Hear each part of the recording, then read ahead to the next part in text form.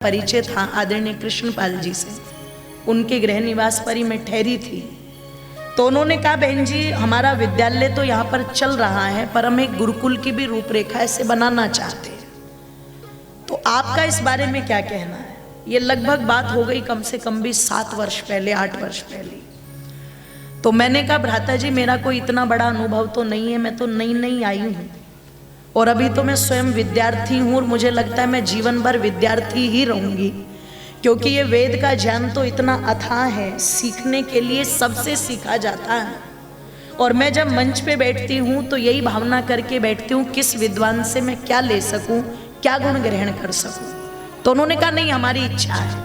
मुझे लगा कि शायद भावुकता में आकर के भावावेश में बात कह दी होगी, पर यह तो पता लगा उस बात को ऐसे पकड़ करके बैठे कि उस पर चलते चलते 2016 के अंदर हम लोगों ने देवऋषि शिक्षण संस्थान के नाम से एक समिति बनाई और उसमें देवऋषि गुरुकुल के नाम से एक संस्था को, आपका जो मेरठ से करनाल हाईवे है और ऊपर सरधना की जो नहर पड़ती है, गंगा नहर, नानू का पुल है, वहीं से लगभग 2 किलोमीटर पटरी पर जब मेरठ की तरफ चलते हैं तो लगभग 22 बीघे जमीन वहाँ पर ली गई और उस 22 बीघे जमीन के ऊपर एक देवऋषि गुरुकुल, जिसका जो पैटर्न है वो तो CBSE रहेगा और वो लड़कों का गुरुकुल है, पहले प्रयोग करके देखा जा रहा है, सारी सुविधाओं से वो ओतप्रोत हैं। लेकिन उस गुरुकुल का उद्देश्य है कि शिक्षा के साथ साथ संस्कार। आचार्य अरविंद जी बैठे हुए हैं जो एक बहुत अच्छी संस्था चला रहे हैं, जिसमें आदरणीय हमारे भ्राता जी अंकुर जी को आप देख रहे होंगे, सोहित जी को आप देख रहे होंगे, ये सब उन्हीं गुरुकुलों से निकले हुए हैं हमारे भाई। और इनमें शिक्षा है, समझदारी है, उसके साथ साथ जो इनके संस्कार हैं। तो उसी उद्देश्य को लेकर के उस गुरुकुल की स्थापना की गई। बीच में बहुत सारी विपरीत परिस्थितियां भी आई, पर निरंतर हमारे ये भाई लगे हुए हैं और अब वो बनकर के तैयार हो चुका है। फरवरी के अंत में उसकी ओपनिंग होने के लिए जा रही है। तो मैं आप सभी को उस गुरुकुल के लिए भी सादर आमंत्रित करती हूँ। एक बार आप उस पृष्ठभूमि पर आकर के जरूर देखें, क्योंकि हम लोगों का उद्देश्य है शिक्षा हो, पर शिक्षा के साथ साथ संस्कार भी होने चाहिए। और जो मैंने कल शाम को विषय रखा था कि जब तक संस्कार नहीं होंगे तब तक ये संस्कृति बचने वाली नहीं है। अगर आप अपने संस्कारों को बचाना चाहते हो तो अपनी संस्कृति को बचाना पड़ेगा। और यदि तुम्हें इस संस्कृति को बचाना है तो मेरी माताओं बंधुओं, ये संस्कृति वहां नहीं बचेगी जहां तुम्हारे बच्चों को प्लास्टिक के क्रिसमस के पेड़ बनवा करके और पता लगा उन्हें कभी काली चुड़ैल बना देंगे और कभी पीली चुड़ैल बना देंगे, कभी कहेंगे इन्हें ड्रैकुला बना करके लाओ, कभी कहेंगे इन्हें कुछ बना करके लाओ।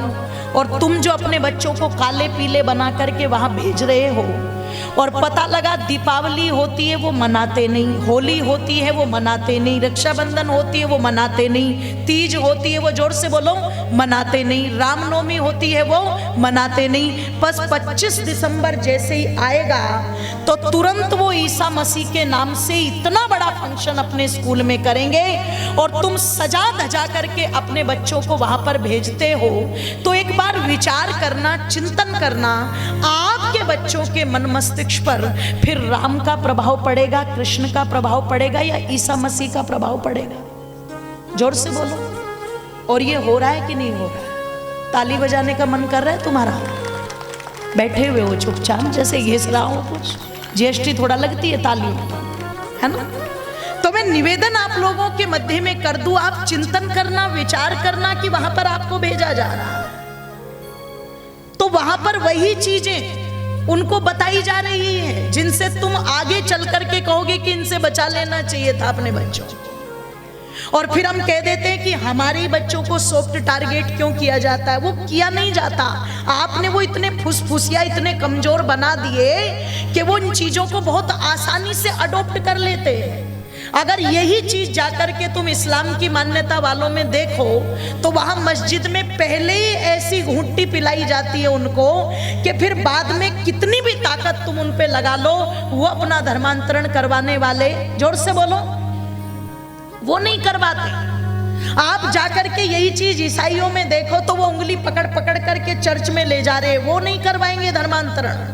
आप सिखों के बच्चों को जाकर के देखो, वो पता लगा आपको गुरुद्वारे में छोटे छोटे बच्चे प्लेटें धोते हुए, जूते उठाते हुए, सेवा करते हुए मिलेंगे, सत श्री अकाल करते हुए मिलेंगे। छोटे छोटे बड़े बड़े घरों के बच्चे, उनका कैसे धर्मांतरण हो जाएगा? पर आप अपने बच्चों को यज्ञ में लेकर के नहीं आए, आपने अपने घर में बैठ कर के कभी उनको वैदिक धर्म की दीक्षा नहीं दी, आपने बैठ कर के कभी उनके सामने धार्मिक चर्चाएं नहीं की, और पता लगा कि स्कूल में जा रहे हैं तो उन्हें क्रिसमस के बारे में बताया जा रहा है, तो उनके हृदय में वैदिक धर्म के प्रति संवेदना कभी भी पनपने वाली नहीं है। अगर वैदिक धर्म का भाव बालकों के मन में पनपाना है तो ऋषि दयानंद ने कहा था, अरे बड़ी सौभाग्यशाली है वो संतान जिसे माँ भी धार्मिक मिल जाए, जिसे पिता भी विद्वान मिल जाए, और जिसे आचार्य भी ज्ञानवान मिल जाए। अगर ये 3 अध्यापक बालक को अच्छे मिल गए तो बालक अपने आप बन जाता है सच्चा धार्मिक।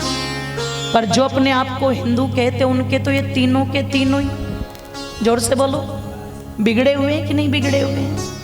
माँ को अपने से फुर्सत नहीं, पिता को अपनी राजनीति से फुर्सत नहीं, और आचार्य के यहाँ तुम भेज नहीं रहे हो। तुम भेज रहे हो किनके यहाँ? फादर के यहाँ और मदर के यहाँ।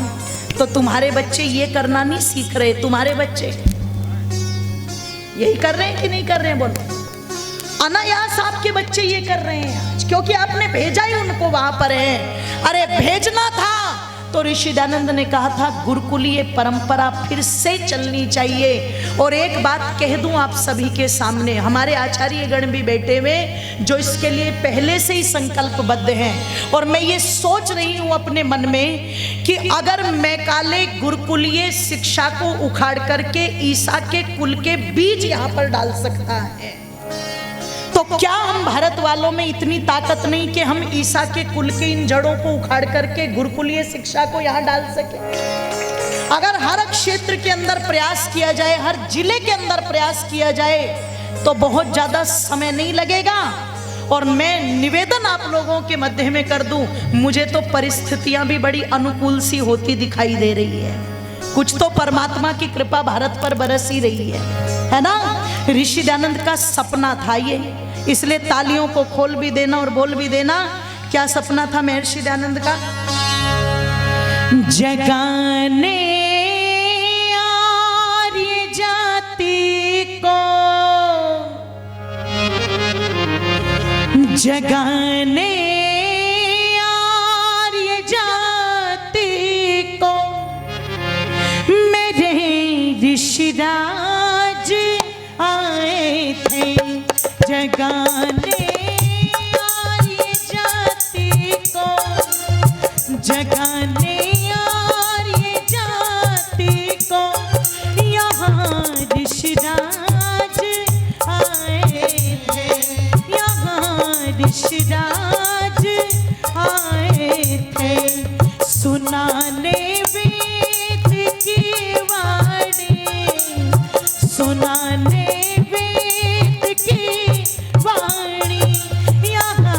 ऋषिराज आए थे।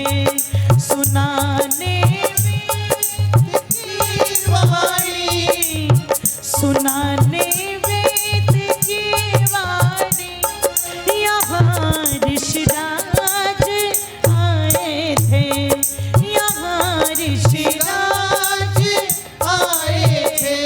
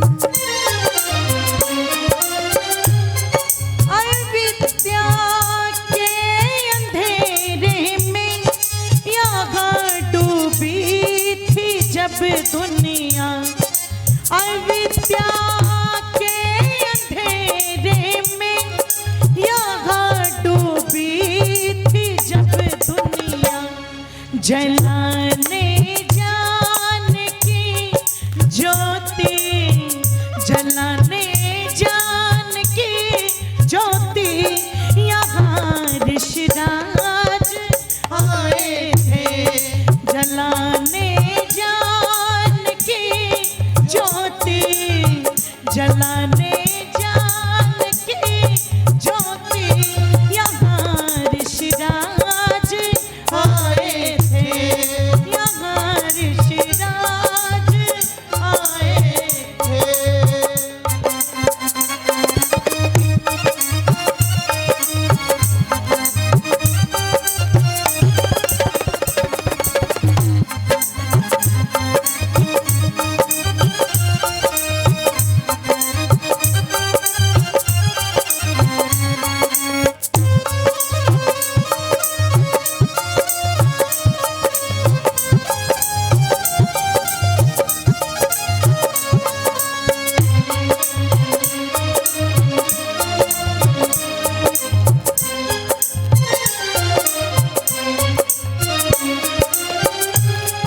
बड़े पाखंड पापों का यहाँ पे भोले बाला था।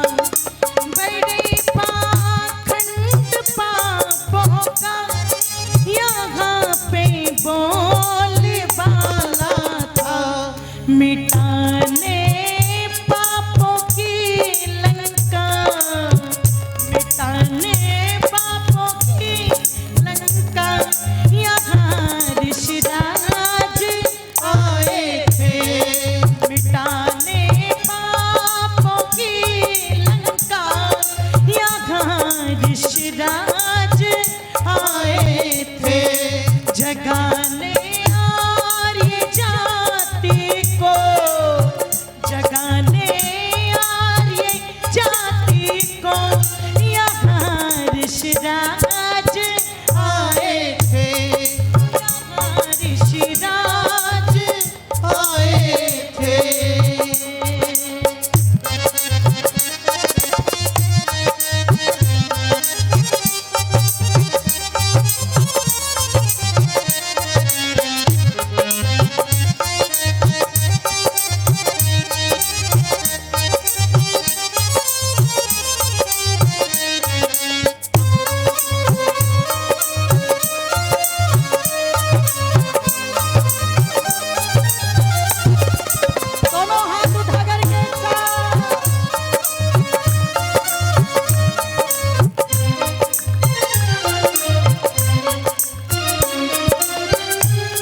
दया के सिंधु से ऋषि को पिलाया विष उन्होंने ही।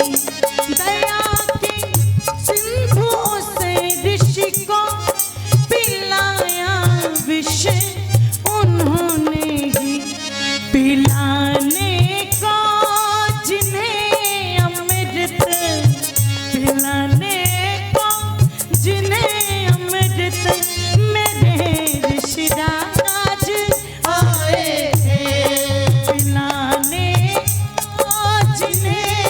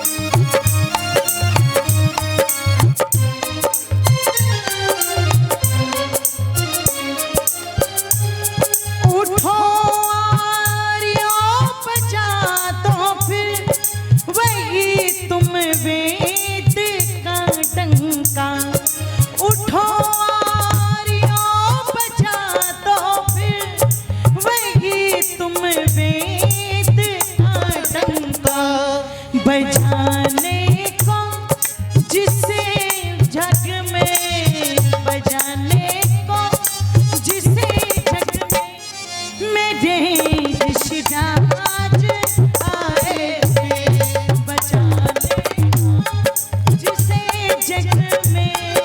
मेरे ऋषिराज आए थे जगाने आज जाति को, जगाने आज जाति को।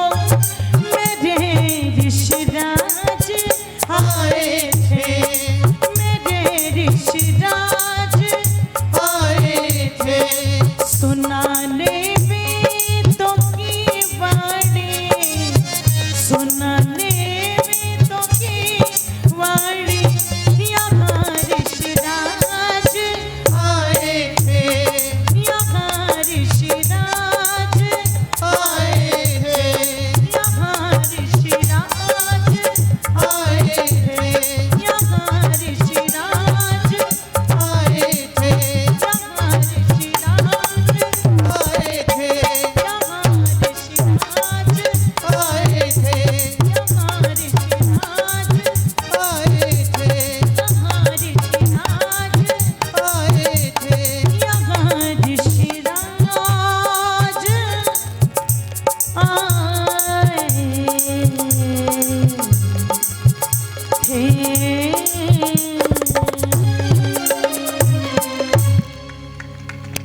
बोलिए युग प्रवर्तक महर्षि दयानंद जी महाराज की की जय।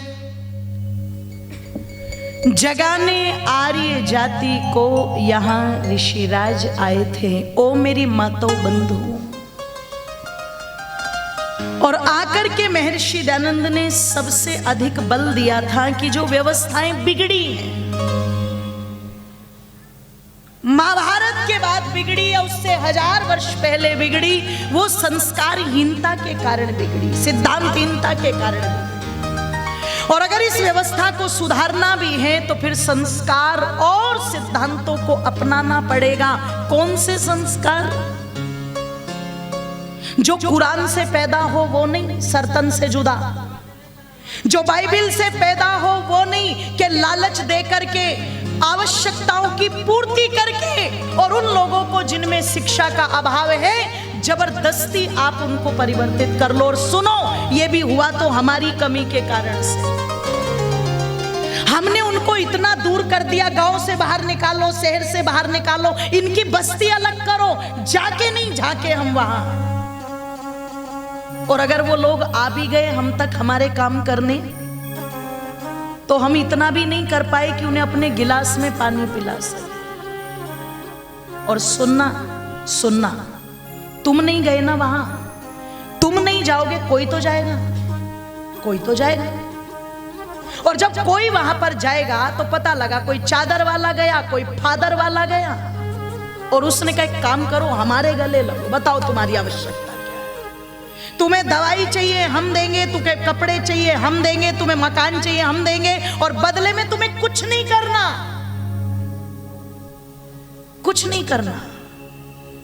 बस इतना कर लो, ये जो राम के चित्र तुम्हारे घर में इन्हें उतार दो, ये कृष्ण के जो चित्र तुम्हारे घर में इन्हें उतार दो, और इनकी जगह किसे लगा लो?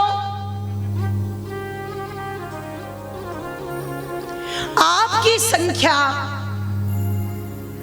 जो आपके लिए ताकत बन सकती थी। मेरठ में दंगे हुए, मैंने मेरठ का इतिहास पढ़ा, और ये मैं किसी को टारगेट करके नहीं बोल रही हूं, पर जब अपने आप को धुरंधर कहने वाले और योद्धा कहने वाले घरों में घुस गए ना, उस समय वाल्मीकि समाज के लड़के लंबे लंबे छुरे लेकर के निकले थे और सारे मियाओं को घर में घुसने पर मजबूर कर दिया था। आपको क्या लगता है? अरे वो तुम्हारे ही भाई बंधु है जिन्हें एक समय में अछूत बना दिया गया। हमने अपनी संख्या घटा दी। जो कभी रोते थे, कभी चिल्लाते थे, आपसे याचिका करते थे कि हमें अपने मंदिर में आने दो, हमें इनकी पूजा करने दो, आज वो धड़ल्ले से गालियां देते राम और कृष्ण को। बोलो दे रहे कि नहीं दे रहे हैं? और जो बात मैंने पहले दिन कही थी उसको याद रखना गाजियाबाद वालों, जो मूल से कोई किसी मान्यता को मानने वाला होता वो इतना कट्टर नहीं होता, पर ये जो बीच के जबरदस्ती बनाए जाते हैं ये इतने कट्टर होते हैं, ये सही गलत का निर्णय करना भूल जाते हैं। इस बात का ध्यान रखना। हम इन बातों पर विचार नहीं कर पाए, चिंतन नहीं कर पाए। इसलिए इन चीजों का होना जरूरी है। गुरुकुलीय शिक्षा क्या थी? मनु को गालियां देने वाले, मनुस्मृति को जलाने वाले, उन्होंने पढ़ा ही नहीं मनु को। अरे गुरुकुल का आचार्य बैठ करके ये निर्णय करता था कि किसके लक्षण क्षत्रिय के हैं, किसके लक्षण वैश्य के हैं, किसके लक्षण ब्राह्मण के हैं और किसके लक्षण, जोर से बोलो, शूद्र के हैं। चाहे ब्राह्मण के घर का भी बालक अगर पढ़ नहीं रहा, लिख नहीं रहा, तो आचार्य क्या कहता था? ले जाओ इसे, ये शूद्र है। और अगर शूद्र के घर का बालक भी पढ़ रहा है, लिख रहा है, तो आचार्य घोषणा करता था, ये, जोर से बोलो, ब्राह्मण है, ये सर्वत्र पूजा इसकी होनी चाहिए। ये व्यवस्था थी। इसलिए पुनः वो व्यवस्था होनी चाहिए। और जब तक ये संस्कार हमारे नहीं होंगे, तब तक आप बचा लो। कितने दिन बचाओगे अपने मकानों को? कितने दिन बचाओगे अपनी जमीनों को? कितने दिन बचाओगे आप अपनी संपत्ति को? और ये मैं क्यों कह रही हूँ? ये मैं इसलिए कह रही हूँ, दूर जाने की जरूरत नहीं है। चलो पाकिस्तान जाओगे तो वहां तो तुम्हें 75 साल का इतिहास खंगालना पड़ेगा, पर तुम 4-5 साल पीछे चले जाओ। जब तालिबान ने अफगानिस्तान पर हमला किया तो वहां का सांसद झोला लेके भाग रहा है एयरपोर्ट पर। बताओ, सांसद का पद कोई छोटा तो नहीं होता ना, बड़ा पद होता है। और जब सांसद झोला लेकर के भाग रहा है तो जरा चिंतन कर लो, आम आदमी की हालत क्या होगी?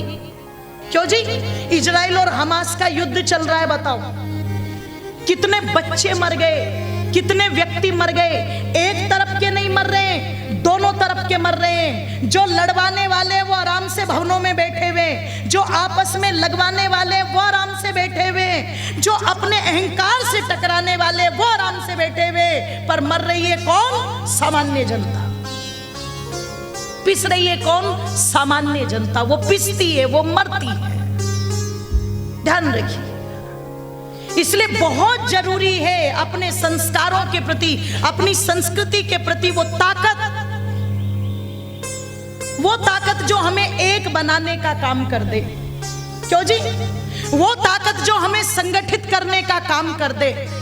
और वो ताकत जहां पर जाकर के हम अपने बारे में बाद में सोचे, जाति बिरादरीवाद सबको पीछे छोड़ करके हम सबसे पहले सोचे, मैं रहूं या ना रहूं, पर देश रहना चाहिए, जहां मेरे अंदर ये भाव पनप जाए। अच्छा, महाराणा प्रताप का बलिदान अपने लिए था या देश के लिए था? छत्रपति शिवाजी का बलिदान अपने लिए था या देश के लिए था? महर्षि दयानंद ने जहर के प्याले अपने लिए पिए या इस देश के लिए पिए? बोलो, इस देश के लिए। भगत सिंह अपने लिए फांसी चढ़ा या देश के लिए चढ़ा? अरे इलाहाबाद के अल्फ्रेड पार्क में कनपट्टी पर बंदूक रख करके चंद्रशेखर आजाद ने अपनी खोपड़ी उड़ा दी, अपने लिए या देश के लिए? झांसी की रानी मर गई, कट गई, अपने लिए या देश के लिए? और मेरी माताओं जरा ध्यान से सुनना,